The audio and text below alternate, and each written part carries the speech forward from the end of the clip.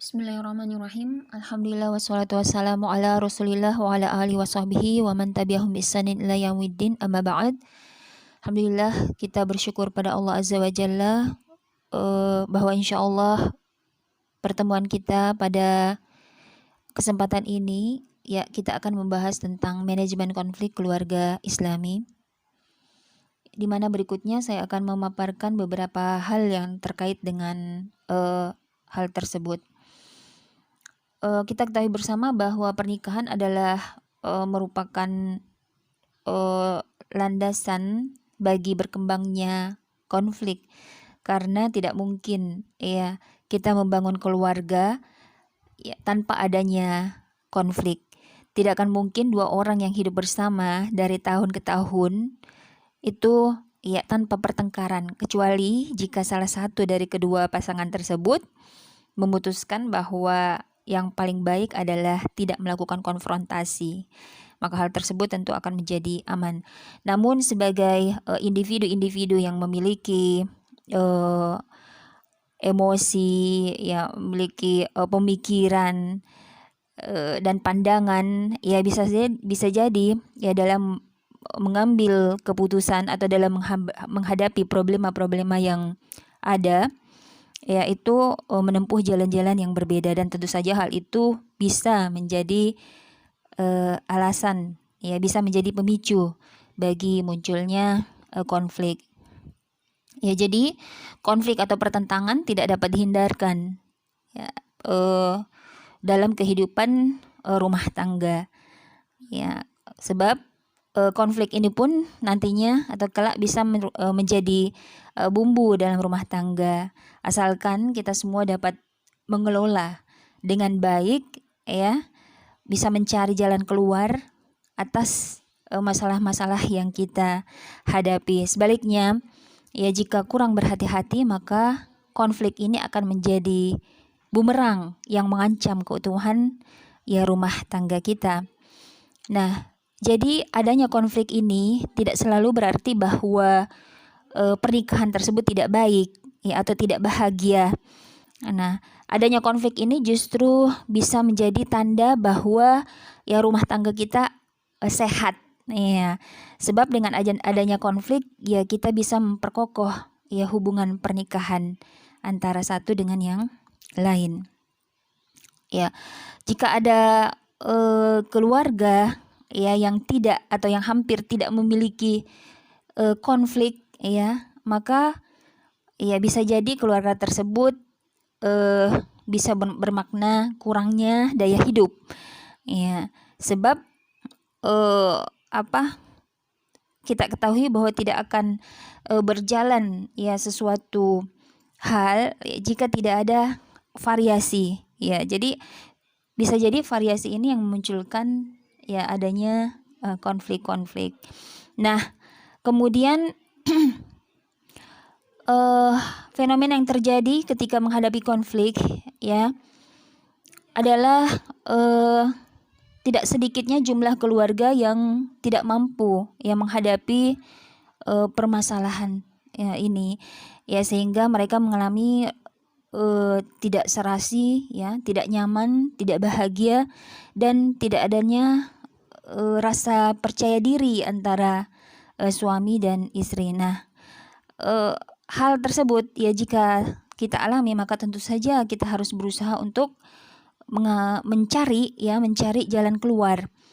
Nah, dan konflik ini terbanyak itu terjadi pada usia rentang pernikahan antara 1 sampai 10 tahun. Ya, di mana pada usia pernikahan ini ya juga menjadi rawan perceraian. Nah, ini insya Allah yang akan kita bahas pada kesempatan ini. Berikut adalah tujuan pernikahan. Di dalam Al-Quran maupun hadis-hadis Rasulullah SAW kita menemukan ya banyak yang terkait dengan tujuan pernikahan ini. Adapun beberapa di antaranya adalah yang pertama, untuk beribadah kepada Allah Subhanahu wa taala dan mengikuti sunnah Rasulnya sallallahu alaihi wasallam. Nah, hal ini bisa kita lihat dalam Quran surat An-Nisa ayat 3. Fankihu ma taba lakum minan nisa. Dan nikahilah perempuan yang kamu senangi. Nah, di dalam ayat ini Allah Subhanahu wa taala ya menyerukan atau memerintahkan ya kepada laki-laki tentu saja ya untuk menikahi wanita yang ia senangi. Nah, dan asal dari perintah itu adalah wajib, ya dimana ya tentu saja dari ayat ini menunjukkan bahwa nikah ya adalah sesuatu yang diperintahkan oleh Allah Subhanahu wa taala. Maka sebagai hambanya, maka tentu saja kita ya berusaha untuk mematuhi apa yang Allah Subhanahu wa taala perintahkan. Kemudian dalam Quran surat Rum ya ayat 21 ya di sini kita bisa lihat tujuan pernikahan itu adalah untuk memperoleh ketentraman jiwa dan mendapatkan kasih sayang di antara suami istri. Di dalam ayat ini Allah Subhanahu wa taala berfirman, "Wa min ayatihi an khalaqalakum min anfusikum azwaja litaskunu ilaiha wa ja'ala bainakum mawaddatan wa rahmah. Inna fi dzalika laayatil liqaumin yatafakkarun." Dan di antara tanda-tanda kebesarannya ialah Dia menciptakan pasangan-pasangan untukmu dari jenismu sendiri agar kamu cenderung dan merasa tentram kepadanya. Dan Dia menjadikan di antaramu rasa kasih sayang dan ya rasa kasih dan sayang, mawaddah warahmah. Sungguh pada yang demikian itu benar-benar terdapat tanda-tanda kebesaran Allah bagi kaum yang berfikir. Nah, kemudian tujuan pernikahan yang berikutnya adalah menahan emosi dan menutup pandangan dari yang haram. Nah, jadi pernikahan ya insya Allah bisa membuat kita ya menahan atau melatih ya untuk menahan emosi ini. Dan juga tentu saja pernikahan dapat membatasi pandangan kita dari hal-hal yang haram ya, seperti dalam hadis disebutkan nikah itu menundukkan pandangan dan menjaga farji. Kemudian tujuan yang keempat adalah mendapatkan dan mengembangkan keturunan. Nah, ini juga adalah tujuan mendasar dari disyariatkan pernikahan itu adalah ya bagaimana agar kita sebagai manusia ya bisa berkembang dan memiliki keturunan.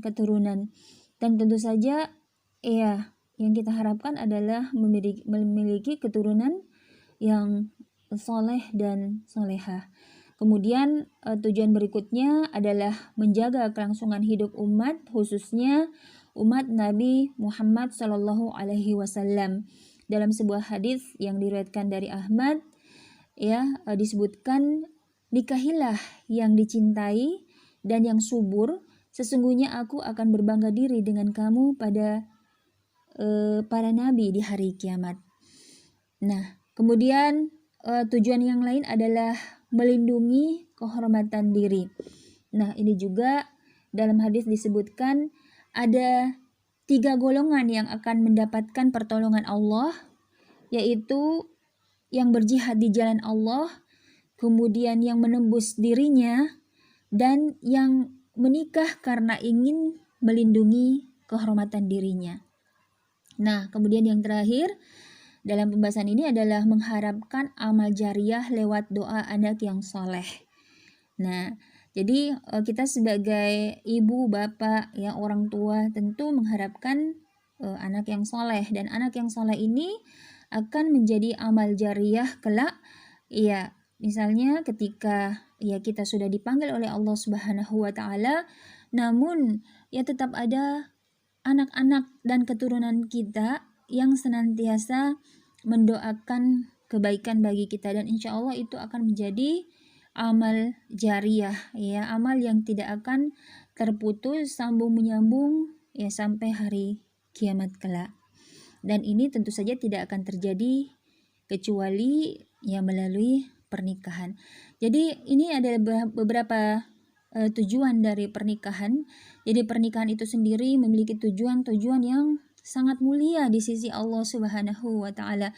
Jadi ia tidak hanya sekedar untuk menyalurkan syahwat yang juga merupakan fitrah manusia, tapi kemudian dia adalah merupakan bentuk ketaatan, kepatuhan kepada Allah Subhanahu wa taala. Ia juga bisa menjaga diri kita dari terjatuh kepada hal-hal yang haram, dan kemudian ia juga bisa menjadi wasilah bagi kita untuk terus-menerus mendapatkan amal jariah di saat kita sudah tidak bisa beramal lagi, yaitu ketika kita sudah dipanggil oleh Allah Subhanahu wa taala. Namun insya Allah pahala akan senantiasa mengalir untuk kita dikarenakan adanya doa-doa dari anak-anak dan keturunan yang soleh. Sebelum kita melangkah lebih jauh tentang pembahasan ini, ada baiknya kita mengetahui dulu tentang makna atau pengertian dari masing-masing items yang akan kita bahas. Yang pertama kita masuk pada pengertian keluarga. Nah, untuk mengetahui pengertian keluarga ini kita bisa mendapatkannya dari Kamus Besar Bahasa Indonesia KBBI, dan kemudian bagaimana pengertian keluarga dalam Al-Quran. Dalam Kamus Besar Bahasa Indonesia disebutkan ada 4 pengertian dari keluarga. Yang pertama adalah keluarga terdiri dari ibu dan bapak beserta anak-anaknya. Yang kedua, orang yang seisi rumah yang menjadi tanggungan dari kepala keluarga. Kemudian yang ketiga, sanak saudara. Ini termasuk sepupu, om, tante, kakek, nenek, dan lain sebagainya. Dan yang keempat adalah satuan kekerabatan yang sangat mendasar dalam kekerabatan. Nah, ini dengan cabang-cabangnya. Nah, adapun di dalam Al-Qur'an kita menemukan ada beberapa definisi atau ada beberapa istilah yang dipakai oleh Al-Qur'an dalam mengistilahkan keluarga ini. Yang pertama adalah ahlun. Ahlun. Nah, menurut Ar-Raghib dalam bukunya menyebutkan ada 2 ahlun. Yang pertama adalah ahlun ar-rajul dan ahlun al-islam. Nah, adapun ahlun ar-rajul adalah keluarga yang senasab, seketurunan, dan mereka berkumpul dalam satu tempat tinggal. Nah, ini bisa kita lihat di dalam surat At-Tahrim ayat 6. Ku anfusakum wa ahlikum nara, jagalah dirimu dan keluargamu dari api neraka. Nah, terhadap ayat ini Asyawi dalam bukunya menyebutkan bahwa ahli tersebut adalah istri, anak-anak, serta yang dikaitkan dengan keduanya. Kemudian pengertian yang kedua adalah kurba. Menurut Syawi bahwa kurba adalah keluarga yang ada hubungan kekerabatan, baik yang termasuk ahli waris maupun yang tidak termasuk. Yang tidak mendapatkan waris tapi termasuk keluarga kekerabatan seperti pada ayat An-Nisa ayat 7. Nah, dan keluarga di sini bersifat umum. Yang penting ada hubungan kekerabatan dengan ibu dan bapak. Nah, ini juga bisa dilihat di dalam Quran surat Al-Baqarah ayat 8. Kemudian yang ketiga adalah asyirah. Asyirah Asyirah ini adalah keluarga seketurunan yang berjumlah banyak. Ini sudah dari satu kakek nenek, kemudian saudara-saudara, melahirkan keturunan, cucu-cucu, ponakan-ponakan, dan lain sebagainya. Ini bisa dilihat dalam Quran surat At-Taubah ayat 4. Berikut kita akan masuk pada pembahasan fungsi keluarga dalam Islam. Dalam Islam pernikahan tidak hanya bertemunya laki-laki dan perempuan, tapi kemudian dia memiliki fungsi-fungsi, baik fungsi secara individu, fungsi di dalam keluarganya sendiri maupun fungsi bagi masyarakat sekitar. Nah, beberapa di antara fungsi keluarga dalam Islam, yang pertama adalah mendirikan rumah tangga yang bahagia. Nah, hal ini bisa kita lihat dalam sebuah hadis yang diriwayatkan oleh Ibnu Majah yang artinya tidak ada yang berfaedah bagi mukmin setelah takwa kepada Allah yang lebih baik baginya selain istri solehah. Ya, kemudian dalam Risalatun Nikah disebutkan kebahagiaan anak Adam ada 3 dan kesulitan anak Adam ada 3. Kesenangan anak Adam adalah istri yang solehah, tempat tinggal yang baik, dan kendaraan yang baik. Kesulitan anak Adam ada 3, yaitu istri yang buruk, tempat tinggal yang jelek, dan kendaraan yang jelek.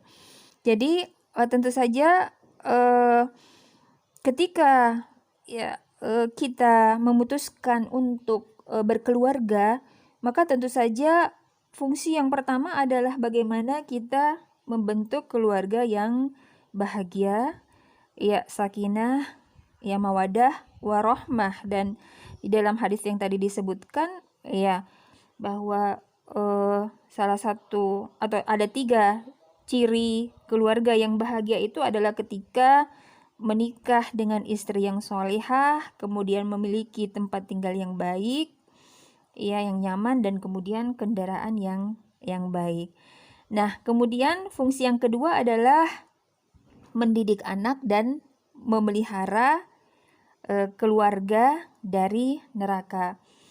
Nah, tentu saja ketika telah berkeluarga atau telah menikah, maka insya Allah atas izin Allah, ya Allah akan menitipkan ya anak-anak keturunan. Nah, bagaimana keluarga ini bisa berfungsi maksimal ya untuk bisa melahirkan generasi-generasi yang soleh dan solehah. Ya sebab ya di dalam Quran surat At-Tahrim ayat 6 disebutkan ku anfusakum wa ahlikum naro, jagalah dirimu dan keluargamu dari api neraka. Jadi fungsi keluarga adalah ya bagaimana menjaga diri dan keluarga, ya termasuk dalam hal ini adalah anak-anak itu dari perbuatan-perbuatan yang bisa ya menyeret ya terhadap neraka. Waliya'udzubillah min dzalik. Nah, kemudian fungsi yang berikut adalah memenuhi hak berbakti kepada ibu dan bapak. Ya, jadi keluarga ini adalah wasilah atau sarana mendidik ya kepada anak-anak kita untuk bisa menjadi anak-anak yang soleh dan berbakti kepada ibu dan bapak. Nah, hal ini khusus ya disebutkan sebab ya ini adalah merupakan tanggung jawab besar ya bagi sebuah keluarga. Ya, seperti dalam ayat wabil walidaini ihsana wadzil qurba. Ya, dan kepada kedua orang tua hendaknya berbuat ihsan, ya berbuat yang terbaik. Juga di dalam surat Al-Isra ayat 23, wabil walidaini ihsana imma yablughanna indaka kibaru ahaduhuma au kilahuma. Ya, kemudian dalam Al-Isra ayat 25, wa qur rabbirhamhuma kama rabbayani shaghira. Jadi mendidik anak-anak untuk bisa berbakti kepada ibu dan ayah, pada orang tua, itu adalah merupakan tanggung jawab keluarga. Nah, kemudian yang keempat adalah menghubungi rahim dan berlaku ihsan terhadap kerabat. Ya, jadi fungsi keluarga juga adalah bagaimana bisa mengeratkan ukhuwah ya sebagai institusi terkecil ya dari istilahnya sebuah organisasi yang paling kecil, yang paling akrab, yang paling dekat dengan kita, maka fungsinya adalah bagaimana bisa agar kita bisa membuat keluarga kita maupun anggota-anggota keluarga kita ini ya memiliki hubungan yang baik dengan keluarganya atau dengan kerabatnya. Misalnya antara keluarga A dengan keluarga B di mana orang tua A dan orang tua B itu adalah saudara, ya maka berusahalah untuk ya mempererat ya hubungan antara yang satu dengan yang lainnya. Nah, kemudian yang berikutnya adalah menyelesaikan hak orang yang dinafkahi. Nah, jadi dalam rumah tangga tentu saja ada suami sebagai kepala rumah tangga, ibu ya sebagai pemimpin rumah tangga. Nah, keluarga menjadi wasilah ya bagi masing-masing pihak untuk menjalankan kewajibannya. Ya, sebab masing-masing pihak memiliki kewajiban. Misalnya kepala rumah tangga memiliki kewajiban untuk menafkahi ya anggota keluarganya. Ibu yang memiliki kewajiban untuk mengatur ya agar rumah tangga itu bisa berjalan dengan baik. Ini bisa kita lihat misalnya dalam Quran surat Tolak ayat 7, Al-Baqarah ayat 215 ya, di mana ya di situ ya dijelaskan tentang ya hak-hak ya dan kewajiban dalam hal nafkah. Misalnya dalam hadis Bukhari disebutkan jika seorang muslim berinfak dengan satu infak dan ia mengharap ridhonya, itu merupakan sedekah. Ya, juga dalam hadis yang lain sebaik-baik sedekah ya adalah yang engkau nafkahkan untuk keluargamu. Ya. Kemudian yang berikutnya adalah fungsi keluarga adalah menumbuhkan rasa kasih sayang ya baik dalam bergaul terhadap orang-orang yang memiliki hubungan dengan keluarga. Misalnya ya terhadap pembantu rumah tangga atau khadimat, ya terhadap pekerja atau buruh di rumahnya, terhadap sopir ya. Jadi hendaknya ya keluarga bisa berfungsi untuk menumbuhkan rasa empati, rasa simpati, rasa solidaritas terhadap orang-orang yang ada di sekitarnya. Tentu saja dalam hal ini mulai dari orang-orang yang terdekat, dan kemudian nanti insya Allah setelah itu tentu saja akan berefek yang positif terhadap ya masyarakat. Ya demikian fungsi-fungsi dari keluarga, di mana jika kita benar-benar bisa menegakkan atau menjalankan fungsi keluarga dengan baik, maka insya Allah ya tujuan dari didirikannya keluarga itu juga bisa kita capai. Bagaimana sebenarnya keluarga yang ideal dalam Islam? Nah, ini kita coba menggali ya ayat-ayat dari Al-Quran maupun hadis Rasulullah SAW yang menunjukkan tentang bagaimana kriteria keluarga yang ideal dalam Islam. Nah, pertama adalah adanya rasa cinta di antara suami istri. Nah, di sini bisa kita lihat di dalam Quran surat An-Nisa ayat 19. Nah, kemudian juga bisa kita lihat dalam hadis Nabi Shallallahu Alaihi Wasallam yang diriwayatkan oleh Ahmad ya bahwa orang mukmin yang paling sempurna imannya adalah yang paling baik akhlaknya, dan yang paling baik akhlaknya di antara kamu adalah yang paling baik terhadap istrinya. Nah, ini adalah jalan-jalan kita menumbuhkan rasa cinta di antara suami istri, yaitu memperlakukan pasangan ya dengan baik, ya, menunjukkan akhlak yang baik terhadap pasangan. Kemudian yang berikutnya adalah sehat badan. Ya, jadi sehat badan ya adalah merupakan ciri dari keluarga yang ideal ya, karena kalau misalnya ada di antara keduanya mengalami sakit, maka ya tentu saja ada ketidakseimbangan. Tapi ya sekiranya kita diuji oleh Allah Subhanahu wa taala dengan sakit, maka kita harus ridho. Ya. Dalam hadis Rasulullah disebutkan ada dua nikmat yang dilupakan banyak manusia, yaitu kesehatan dan waktu luang. Jadi kesehatan ya adalah merupakan nikmat Allah Subhanahu wa taala yang Allah Subhanahu wa taala anugerahkan kepada kita ya, sehingga benar-benar kita bisa ya merasakan ya kenikmatan ya dalam rumah tangga, ya kenikmatan yang sifatnya lahiriah dan batiniah, ya badan yang sehat, ya kuat, ya sehingga masing-masing insya Allah bisa ya berfungsi atau bisa melaksanakan tanggung jawab, ya. Adapun ketika ketika kita ya sebagai manusia, tentu saja kita kadang-kadang diuji oleh Allah Subhanahu wa taala dengan sakit, maka ya tentu saja hal itu adalah merupakan ujian yang harus kita jalani ya dengan ikhlas. Kemudian yang berikutnya adalah ketentraman hati. Jadi ciri dari keluarga yang ideal itu adalah kita merasakan ketentraman hati. Ya, ketentraman hati pada masing-masing anggota keluarga. Nah, seperti disebutkan dalam hadis, sungguh bahagia orang yang membersihkan hatinya pada iman dan menjadikan hatinya lurus, lidahnya benar, jiwanya tentram, dan perilakunya baik, serta menjadikan telinga mendengar dan kedua matanya memperhatikan pelajaran. Hadis yang diriwayatkan oleh Ahmad.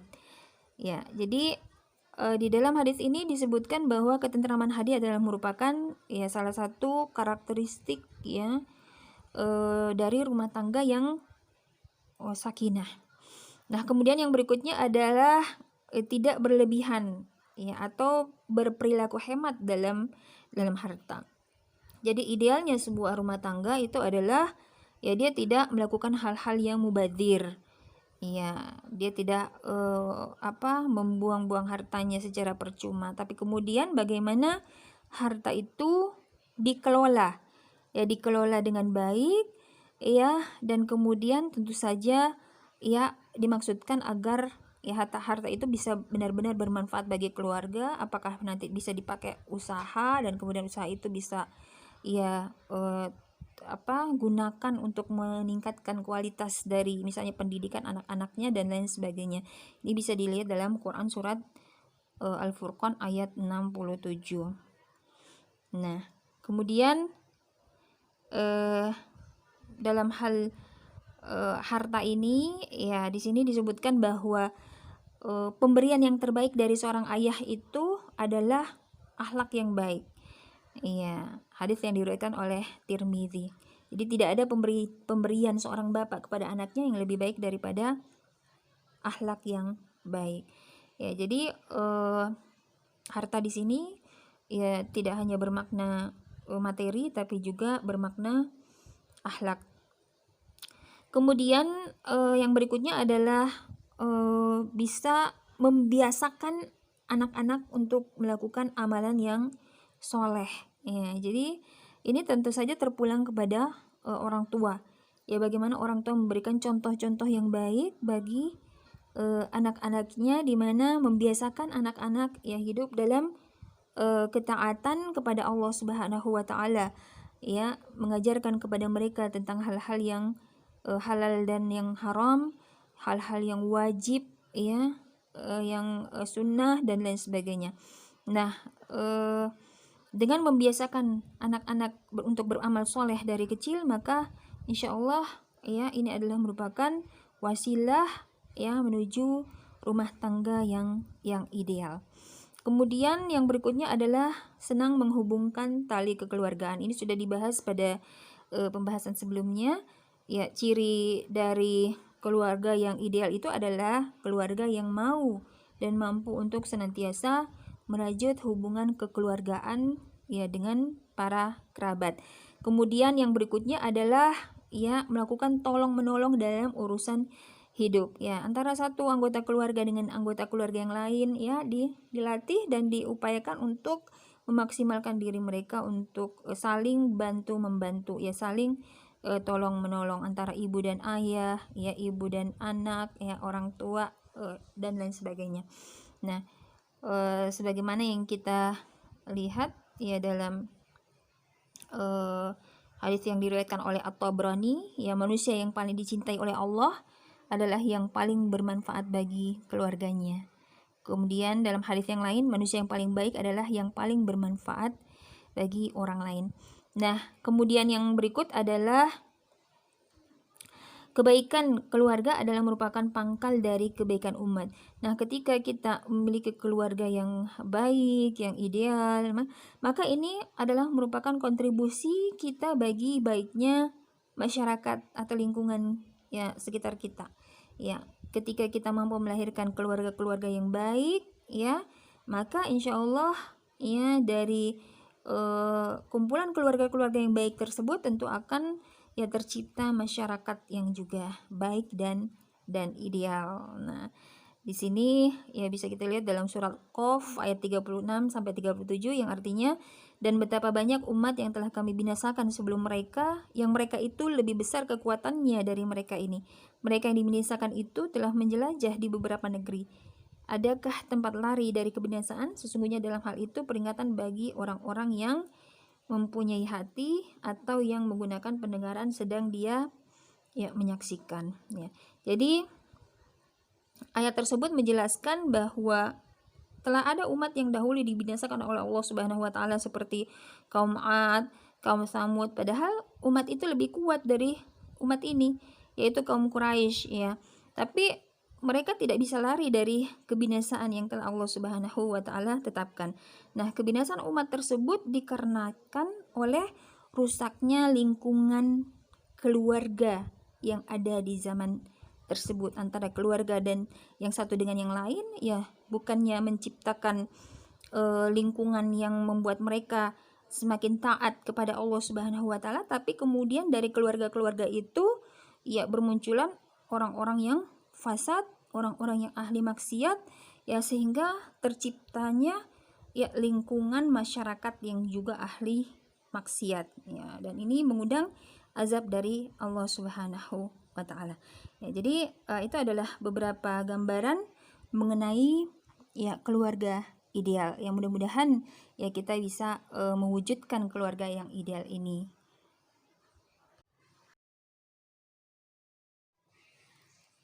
Ya, setelah kita mendapat gambaran tentang keluarga yang ideal ya, dimulai dari tujuan pernikahan ya, kemudian fungsi dari keluarga itu sendiri ya, dan bagaimana gambaran karakteristik keluarga Islami menurut Al-Quran maupun hadis, maka kita masuk kepada pembahasan konflik. Ya, mengapa ya kita mengawali pembahasan ini dengan pengertian keluarga ya dan keluarga yang ideal ya, sebab ya pada manajemen konflik ini ya kita harus mengetahui tentang hal yang ideal itu seperti apa, dan kemudian ya kita bisa mendeteksi problem-problem yang terjadi baik dalam keluarga kita maupun dalam masyarakat. Nah, kita mungkin awali dengan definisi dari konflik itu sendiri. Ya, konflik berasal dari bahasa Latin, ya, yaitu configere, yang artinya saling memukul. Nah, kemudian configure ini diadopsi ke dalam bahasa Inggris yaitu konflik, ya, dan kemudian ke dalam bahasa Indonesia yaitu konflik. Ya, konflik bermakna adanya oposisi dan terjadinya pertentangan antara orang-orang, kelompok-kelompok atau organisasi-organisasi. Maka kita bisa sebutkan bahwa konflik ya adalah terjadinya oposisi, pertentangan pendapat, ketidakcocokan antara dua individu atau lebih terhadap nilai-nilai dan tujuan-tujuan, dan belum terjadi kesepakatan di antara pihak yang mengalami konflik tersebut. Ya, berikut secara garis besar kita akan masuk kepada jenis-jenis dan sumber konflik. Yang pertama, konflik antara anak dan orang tua, dan yang kedua antara suami dan istri. Nah, biasanya konflik antara anak dan orang tua dipicu ya oleh seputar masalah aktivitas remaja sehari-hari, seperti tentang kegiatan belajar remaja, disiplin sekolah, hubungan dengan saudara kandung, aktivitas remaja bersama teman. Kemudian ya karena adanya pengaruh dari luar sehingga mereka ya sering keluar malam, main dan lain sebagainya. Nah, adapun konflik antara anak dan orang tua ini bisa memicu terjadinya hal-hal seperti kekerasan dalam rumah tangga, tawuran, kemudian kurangnya toleransi terhadap masyarakat, ya, sehingga hal yang paling parah masuk pada penyalahgunaan narkoba dan melakukan bunuh diri. Waliyadzubillah min dzalik. Kemudian yang kedua adalah konflik antara suami dan istri. Nah, biasanya konflik antara suami dan istri ini dipicu oleh beberapa faktor. Di antaranya adalah faktor ekonomi, kemudian ketidakhadiran anak, ya, perselingkuhan, kehidupan seksual, istri yang kurang terampil dalam mengurus rumah tangga, kemudian adanya ikut campur dari mertua, terdapatnya perbedaan pandangan antara suami dan istri, kemudian adanya perbedaan level pendidikan, ya, di antara keduanya. Nah, konflik dalam rumah tangga ini biasanya terjadi pada rentang usia pernikahan muda antara 1 sampai 10 tahun. Nah, pada usia pernikahan 1 sampai 10 tahun ini juga rawan perceraian, ya. Jadi bukan hanya adanya konflik tapi kemudian rawan perceraian. Nah, hal ini biasa disebabkan oleh yang pertama adalah kurangnya pengetahuan tentang derajat kecocokan pasangan, ya, artinya mereka tidak mampu, ya, saling memahami, ya, saling mengenal satu sama lain. Kemudian yang kedua, ya, kurangnya kemampuan dalam berkomunikasi, ya, artinya mereka tidak bisa mengkomunikasikan problem atau mencari jalan keluar. Nah, dan kemudian keterampilan dalam melakukan resolusi konflik. Ya, adapun strategi yang bisa dicapai dalam mengatasi konflik ini, ya, yang pertama kita angkat adalah antara anak dan orang tua. Biasanya dalam mengatasi konflik ini, orang tua memilih dua cara. Yang pertama adalah penyelesaian konflik dengan orientasi percakapan, dialog, ya, curhat, ya. Kemudian yang kedua adalah penyelesaian konflik dengan orientasi kepatuhan, ya, artinya pokoknya anak mau atau tidak mau harus patuh kepada orang tua. Nah, dalam penyelesaian konflik yang pertama, yaitu orientasi percakapan atau dengan kita memunculkan dialog, ya, antara anak dan orang tua, biasanya peran ibu itu sangat besar, ya, sebab untuk percakapan sehari-hari anak-anak, ya, selain memiliki waktu yang lebih banyak, ya, maka ibu ini, ya, ibu dianggap adalah merupakan sosok yang lebih perhatian, ya, terhadap anak mereka, ya, meskipun misalnya ibu itu dalam hal ini bekerja, tapi ya sesuai dengan fitrah ibu yang memiliki fitrah memperhatikan, ya, sering bertanya, ya, cerewet dan lain sebagainya, tapi sebenarnya itu adalah merupakan sisi positif, ya, untuk membuka dialog atau percakapan antara anak dengan orang tua, ya, sehingga dalam hal ini, ya, anak akan menjadikan ibu, ya, dalam hal ini, ya, sebagai wadah untuk mencurahkan masalah yang mereka hadapi, ya. Dengan adanya keterbukaan dan dialog ini, ya, insya Allah orang tua mampu untuk mendeteksi, ya, problem-problem yang dihadapi oleh anak dan kemudian berusaha untuk mencari solusi atau jalan keluar bagi masalah-masalah yang mereka hadapi. Nah, dan pendekatan ini, ya, menurut beberapa hasil penelitian atau survei, ya, bahwa para remaja cenderung, ya, menyatakan kepuasan terhadap cara orang tua menyelesaikan konflik, ya, dengan membuka dialog, ya, dengan anak-anak mereka. Kemudian yang kedua adalah penyelesaian konflik dengan orientasi kepatuhan. Nah, pada keluarga remaja yang cenderung menggunakan orientasi kepatuhan dalam pandangan remaja, mereka merasa kurang diberi kesempatan untuk menyampaikan keinginan, ya, menyampaikan pendapat dan mengungkapkan ketidaksetujuan atau memiliki pilihan yang lain yang berbeda dengan pilihan orang tuanya. Nah, dalam kondisi komunikasi yang seperti ini seringkali, ya, konfliknya bersifat terpendam, ya, bahkan remaja biasanya enggan mengungkapkan masalah mereka, ya, enggan mengemukakan problem mereka, sehingga akhirnya mereka cenderung untuk ya memilih sosok lain ya selain orang tuanya. Misalnya mereka ya lebih senang curhat kepada kawan-kawan mereka ya, lebih dekat dengan orang lain daripada dengan orang tua. Nah, pada umumnya remaja-remaja yang diatasi dengan penyelesaian konflik ya dengan orientasi kepengetahuan ini menjadi remaja yang berpribadi ganda ya. Artinya ketika misalnya mereka di hadapan orang tua, mereka menunjukkan bahwa mereka patuh ya, mereka mendengar ya, tapi sebenarnya mereka terjadi konflik di dalam batinnya, sehingga ya di luar atau di masyarakat bisa jadi mereka berperilaku yang tidak sesuai ya. Oleh sebab itu ya tentu saja sebagai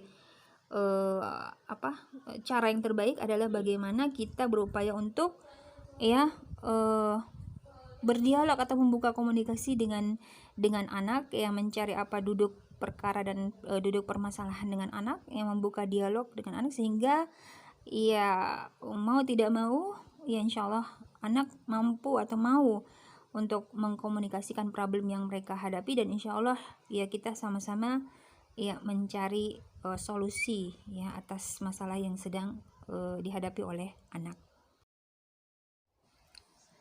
Ya, kemudian yang terakhir adalah solusi dalam mengatasi konflik antara suami dan istri. Nah, sebab konflik antara suami dan istri ini dipicu oleh beberapa hal yang sudah disebutkan tadi, maka ya kita bisa memberikan beberapa saran. Yang pertama adalah komunikasi yang efektif ya. Kita bangun komunikasi yang efektif di antara suami istri. Kebanyakan dari konflik yang tidak terselesaikan itu adalah karena buntunya dialog atau komunikasi antara suami dan istri, di mana masing-masing bertahan dengan pemikirannya, dengan pendapatnya ya. Kemudian tidak terjadi saling sharing ya, tidak terjadi saling sharing atau saling terbuka antara ya satu pihak dengan pihak yang lain. Nah, sikap mempertahankan pendapat seperti ini itu bisa membesar dan kemudian menimbulkan misalnya prasangka-prasangka buruk terhadap pasangan, ya tidak ada kepercayaan, kemudian merasa sudah tidak diperhatikan dan tidak disayang dan lain sebagainya.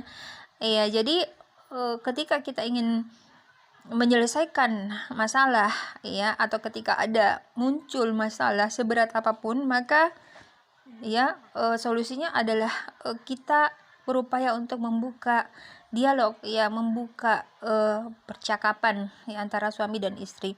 Nah, biasanya ya kalau kita merujuk kepada bagaimana tuntunan Islam ya dalam mengatasi konflik ya, baik itu ya terhadap suami istri maupun terhadap orang lain ya, ini bisa kita terapkan dalam rumah tangga kita dulu, adalah bagaimana ketika misalnya kita berkonflik dengan pasangan itu tidak harus atau tidak serta-merta kita cari solusinya, tapi kemudian itu bisa diendapkan dulu ya.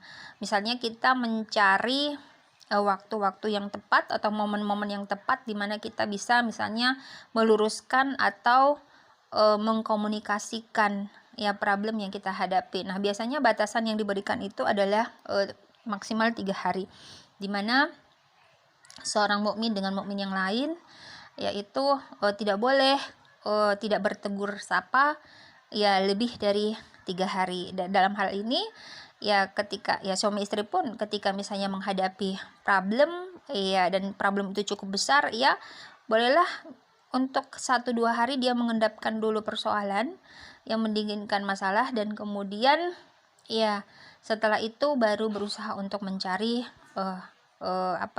membuka dialog ya, untuk kemudian mencari solusi yang terbaik. Nah, kemudian dalam membuka komunikasi yang efektif ini, maka tentu saja hal yang harus kita tanamkan yang pertama adalah berhusnudzon ya, kita tanamkan prasangka baik ya kepada pasangan kita. Ya, misalnya mengapa dia jatuh kepada kesalahan tersebut atau mengapa dia melakukan hal yang tidak baik menurut pandangan kita, itu awalnya kita harus husnudzon dulu, ya, dimana ya kita memberikan apa istilahnya rukhsah ya, atau keringanan atau alasan-alasan, ya mungkin dia seperti ini, mungkin dia seperti itu, ya. Jadi ketika kita berusaha untuk menumbuhkan husnudzon ini dan kemudian kita membuka dialog, maka insya Allah ya kita akan menemukan satu titik temu ya antara apa problem yang sedang dihadapi. Kemudian yang berikut, solusi yang kedua adalah berusaha untuk saling memahami pribadi dari pasangan.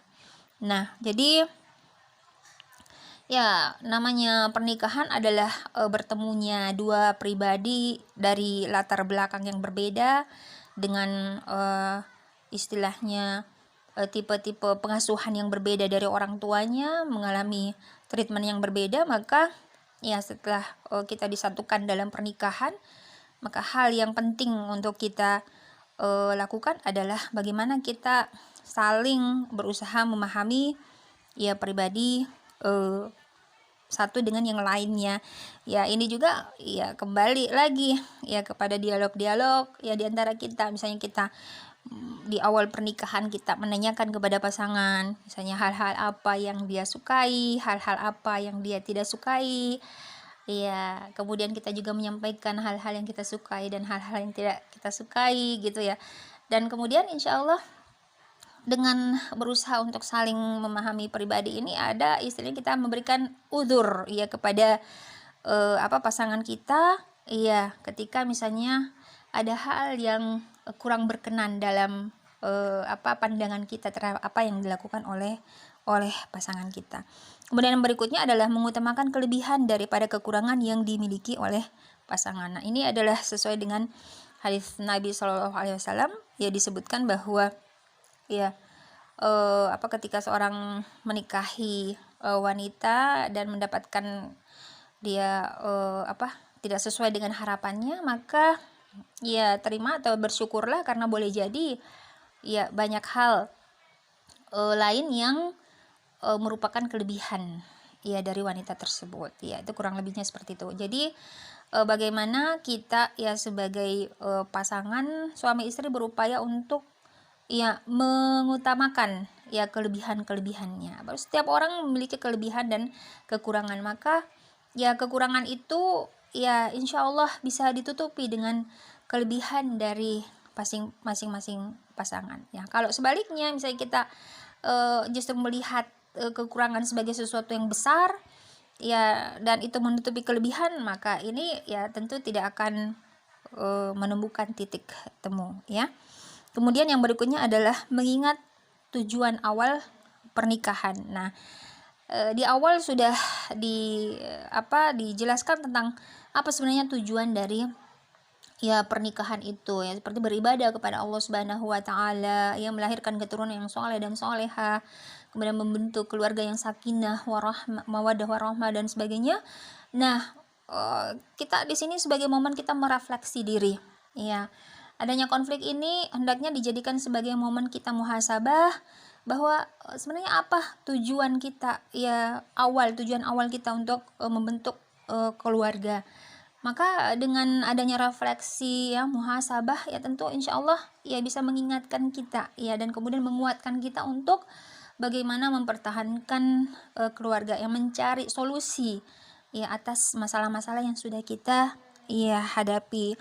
Ya termasuk juga mengingat tentang adanya buah hati yang sudah dititipkan kepada kita sebagai amanah dari Allah Subhanahu wa taala. Jangan sampai konflik ini membesar dan kemudian berakibat pada perceraian waliyadzubillahi min dzalik, dan itu mengorbankan anak-anak. Ya, beberapa penelitian menyebutkan bahwa salah satu faktor yang menyebabkan anak putus asa kemudian menjadi anak-anak yang broken home adalah ketika misalnya mereka mendapatkan orang tuanya konflik dan kemudian tidak mendapatkan solusi, akhirnya harus bercerai. Itu adalah merupakan pukulan yang sangat besar bagi psikologi bagi pribadi anak. Oleh sebab itu kita harus berulang, berpikir ya kembali, ya, dan kemudian dengan iktikad baik ya untuk bagaimana berusaha untuk memperbaiki ya rumah tangga kita. Jangan sampai dia berakhir dengan perceraian misalnya.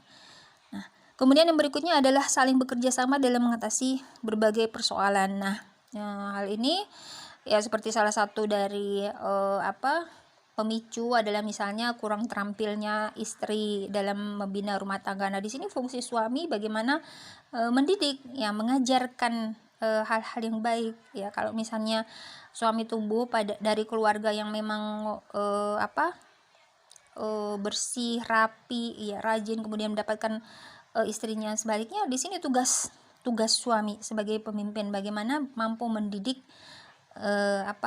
istrinya, ya, dan juga dalam hal ini kalau misalnya suami memiliki kelebihan dalam hal harta, ya, membantu istrinya misalnya dengan menyediakan khadimat, ya, karena bagaimanapun sang istri mengerjakan tugas-tugas rumah tangga itu adalah merupakan hal yang ma'ruf, ya, hal yang kebaikan, ya, bagi istri itu, ya. Jadi rumah tangga harus selalu ya dibarengi dan didasari dengan maunya bekerja sama antara suami dan istri. Ketika suami kesulitan, maka bagaimana istri membantu suami, misalnya contohnya Ma'isyah, ya, suami tidak mampu atau sudah berupaya sedemikian rupa tapi kemudian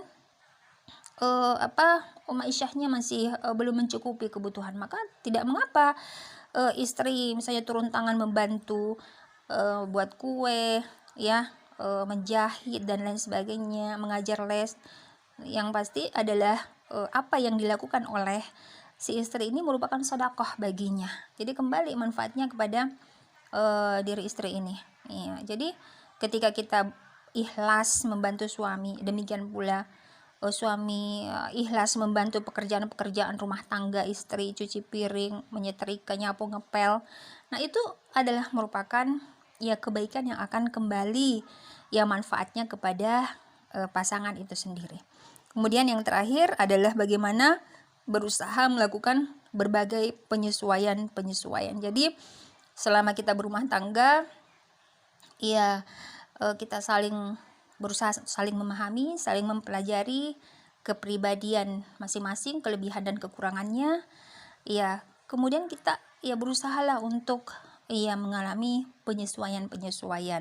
Nah, pernikahan adalah ibadah yang paling panjang, ya, ibadah yang tidak ada batas waktunya. Jadi selama kita berkeluarga itu adalah merupakan ibadah yang sangat besar, ya, pahalanya dari Allah Subhanahu wa taala. Oleh sebab itu, maka marilah kita senantiasa berusaha untuk terus menjaga ya agar keluarga ini ya tetap istilahnya mampu untuk bertahan dan kemudian bahkan berkembang, ya, untuk menuju ya tujuan awal, ya, bagaimana ya kita membentuk keluarga sakinah mawaddah warahmah itu. Dan insyaallah ya hal ini bukan hanya tujuan dunia saja, tujuan duniawi saja, tapi kemudian bagaimana ya kita pun insyaallah kelak disatukan oleh Allah Subhanahu wa taala sampai di jannahnya. Ya, demikian yang bisa saya sampaikan. Wassallallahu ala nabiyina Muhammadin sallallahu alaihi wasallam. Subhana rabbika rabbil izzati amma yasifun. Wassalamun alal mursalin walhamdulillahi rabbil alamin.